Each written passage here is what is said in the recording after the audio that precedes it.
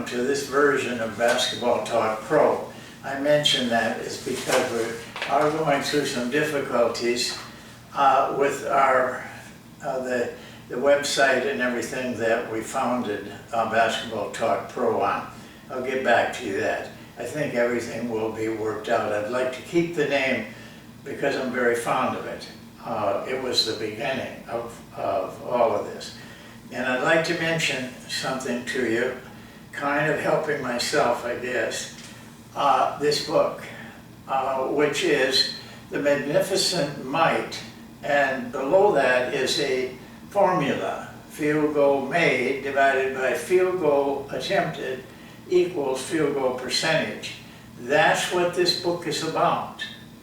Nothing more. Though in some places, it might seem that I'm trying to curb three-point shooting, and I am, but I'm not trying to get rid of it.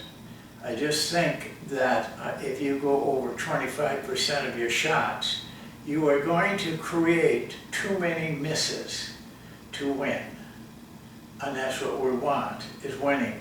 Field goal percentage has over years and years has been the one thing that determined winning. Right now we've got over 1,000 games that we have studied, more really, and every time you play a game, if you have the highest field goal percentage over your opponent, you're going to win 80 to 85% of of those games. That's a remarkable thing. Why wouldn't you work for that? And that's the basis of this book. I'm trying to give you a path to follow, a direction, a correct direction that takes you to the wins, not to the losses. You can buy it at Amazon. It's $12. Very little shipping cost because it's so small. They can put it in an envelope almost. About 70 pages, some charts, but only to show you the truth of what we have found. I think the people that have read it for me have all been very, very pleased with it.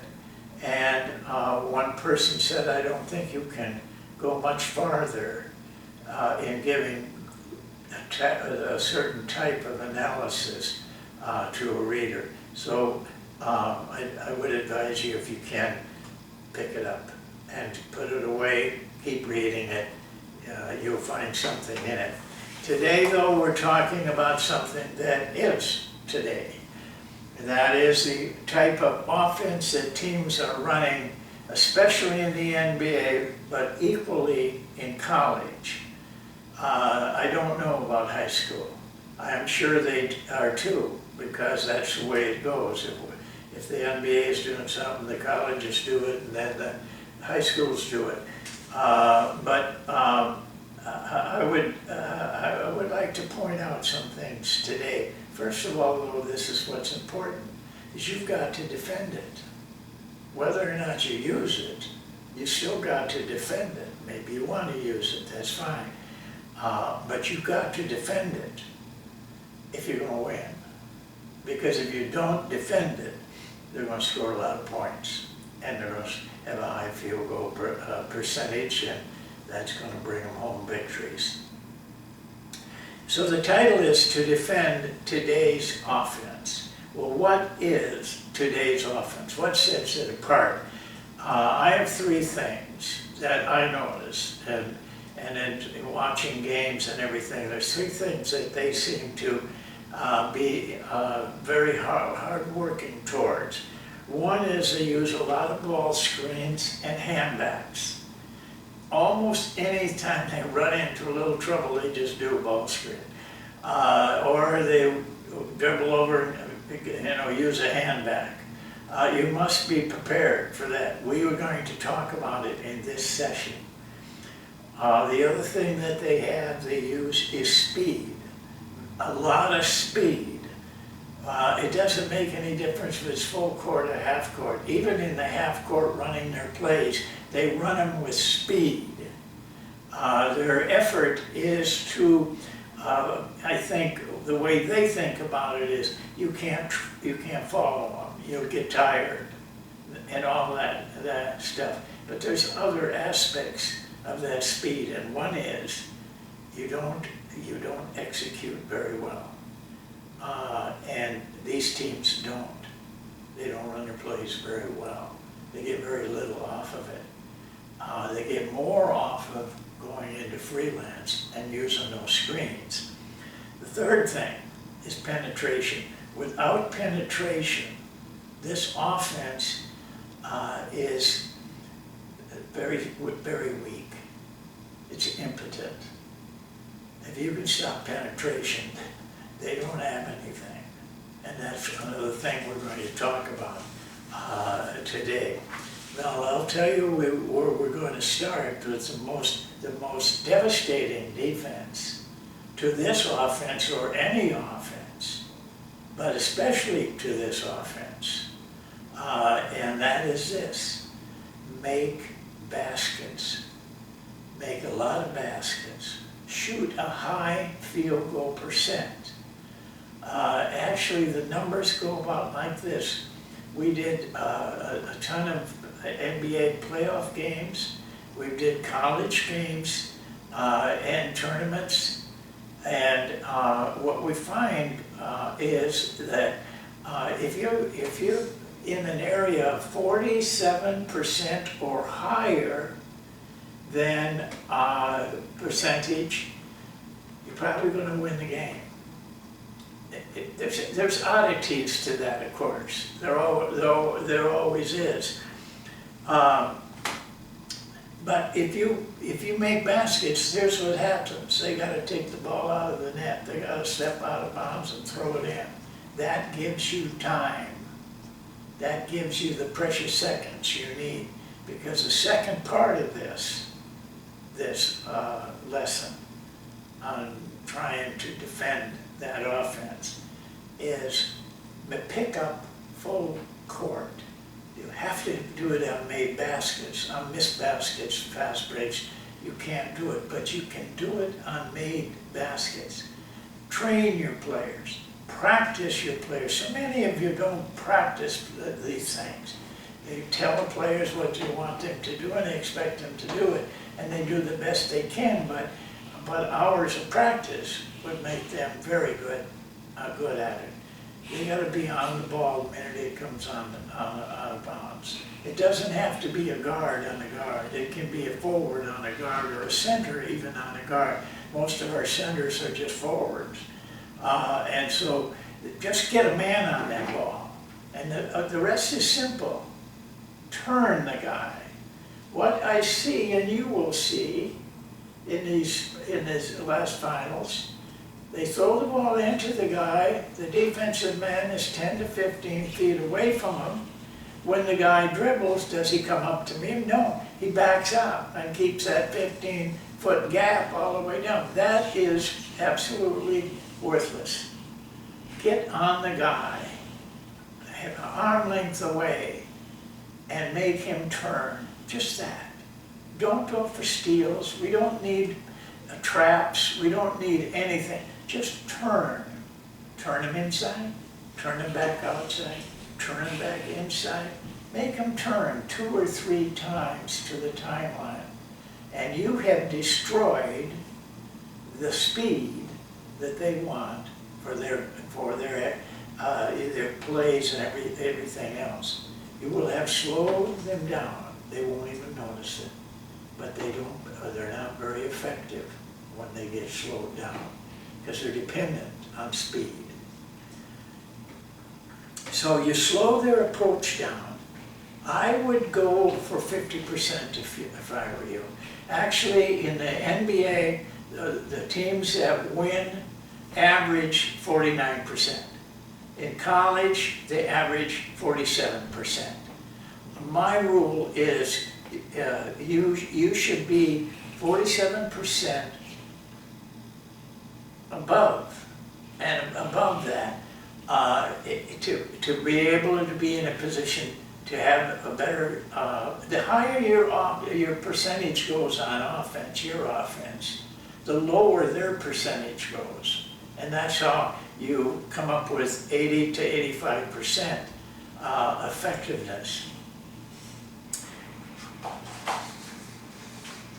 Studies have shown, and we've done a lot of it, in over 1,000 games, college games, high school, not high school games, we can't get their numbers, college games at all levels, tournaments, that the team that wins has the best field goal percentage wins 80 to 85% of the time. And that goes right back to Naismith even. It's been around that long. It's uncanny. So we gave you one tool. And if you stick with it and get good at it, you'll find it's much more easy to win. Because your percentage is going to be higher at the end of the game. Because you take away one thing from them that they need, defensive rebounds. If you don't miss a lot, they get no defensive rebounds. And defensive rebounds feeds their fast break, and they're in their speed game. It all works together. Number 2 in our list of things, we have 4 of them. The second one is play at your pace. I don't know how many times I've said that in my life to coaches and players and everybody. Play at your pace. Play at the pace that's good for you. Do not get taken in by their pace. And don't be taken in because everybody else is doing it, which is true right now. As far as I can see, very few teams. There are a couple. San Antonio is one that stayed with plays. There are running plays now, but they run them so fast that there is no effectiveness in it. And so, you know, your pace is important. Don't worry if it's slower or faster. Just get it to you. I'll give you a hint. I learned this very early in my career. I'd been a college coach only 1 year when I realized this. I was watching practice one night and I realized that when we were running, practicing our plays, pace seemed to be very important. Certain paces, the players were more effective. And I thought, well, how do I know what that pace is? What I learned is this: let the players do their pace. Just don't change them. They'll find their pace. Over I don't know how many times, teams and situations I've been in, but always the players will find their pace, what they're comfortable with, even as a 5-man group. And that's the pace you want to keep. Do not let speed drive you out of your pace, because you get the ball, you're in control, and we want you to get the ball by them missing shots. Remember, speed destroys execution, and that's an important thing for you to remember. Number 3, stop penetration at the ball. By that I mean, the only penetration can take place with the guy with the ball. I mean, you can cut, but we're talking about dribble penetration here. That's what they're using. Dribble penetration in, out to the corner, back to the wing, back to the top, 3-point shot. That's their game. That's their game. If they can't penetrate, they got no game. And so you have to organize your defense in that direction. You need men that would take a guy with the ball and say, you are not getting by me. Instead of, oh my goodness, I'm going to get driven, and doing every little thing to look good, not be embarrassed. Get up on that guy and tell him to yourself, I'm going to stop you. And if you do, you have run a great victory for the team. Ball screens. If it's a screen where the screener comes to the ball, or the ball comes to the screener, go behind. Don't try to force over the top. Watch it over and over again, you'll see it. They try to get them over the top because they don't want them to shoot the three-point shot over the screen.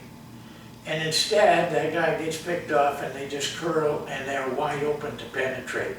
That little guy from Atlanta, Atlanta, getting in for that little floater of his, he's the best I've seen at that. That's how he was getting it. Go behind the screen, loosen up the screener, slide right through, pick them up over there, and you won't have penetration. Don't worry about the shot. We're going to talk about that in a little bit. Away from the ball, I'll get into this deeper, but away from the ball, don't switch. Minimize your switching, because, as I say in number 4,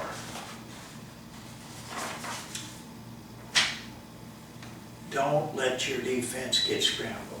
If you've read anything I write, if you've ever heard me talk much, if you've ever seen me practice, you know that I just will not allow my team to get into scramble on defense. Once you're scrambling, you're weak, you're impotent, you're valueless. And that's what they're doing right now. But they're not doing it. The defense themselves are doing it. They're doing crazy things, like switching when they don't need to switch. Now you're finding you're on a different man, the man that you switched with, maybe you lost, and he's looking for somebody to get. Pretty soon they're all just wandering around looking for things. Keep them intact. Go back to 2009 and 2010 finals and watch the defense of the Lakers. I studied those those championships really deep. I was amazed. They never got out of whack on defense. They were organized, they were set. They had some little wrinkles, but their defense was always there. It was there. They weren't running around. They weren't trying to outsmart anything. They simply were saying, you're not coming in here, not into this area. If you're going to get a shot, you're going to have to take it from outside. And that's the last thing I want to tell you. Give up the outside shot. Quit this fear that they're going to embarrass you with the three-point shot. If that's what they want to shoot, let them. Just don't let them get twos. Twos are high field goal percentage, 50, 52% in the NBA. Those shots, no matter what they look like in a game, look at the statistics at the end. They're averaging in the NBA. NBA has the greatest players in the world. But they're averaging 36.6% on threes. You can't win like that. Don't be afraid of giving up that shot. You got to give up something. I was helping a guy, an NBA coach, and every thing I said, yeah, but if we do that, then they'll get a shot over here. I finally had to say to him, listen, there are no shutouts in basketball. I've never heard of a game where they don't score some points. The idea is to score less points, get them to score less points than you do. Now, they'll score less points if they're taking all their shots from outside. And that gives you more opportunity for fast breaks. In the NBA, an average game, there are 47 misses by each team. They're average now. It'll vary game to game. That's a lot of misses, and that's a lot of defensive rebounds.